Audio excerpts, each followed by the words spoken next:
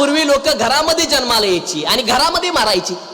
आता लोक दवाखान्यामध्ये जन्माला येतात आणि दवाखान्यामध्ये मरतात. काळ बदलला.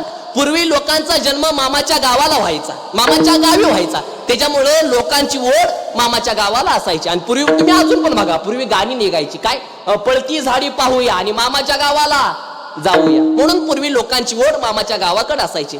पण आता मात्र लोकांचा जन्म दवाखान्यामध्ये होतोय आणि लोकांनाची ओढ नाविलाजानं का होईना पण दवाखान्यामध्ये आहेच. आणि लोकांना दवाखान्याच्या वाऱ्या लोकांना कराव्या लागतात नाविलाजानं. काळ बदलत चालला. अरे पूर्वी लोकांना खायला मिळत नव्हतं म्हणून लोक मारायची बर का. पूर्वी लोकांना खायला मिळत नव्हतं म्हणून पूर्वी लोक मारायची. आता लोकांना जास्त खायला मिळते म्हणून आता लोक मारतात. अरे पूर्वी लग्न असलं ना, लग्न स्वयंपाक करायला घरातल्या बाया असायच्या आणि नाचायला बाहेरच्या बाया असायच्या. आता काळ बदलला.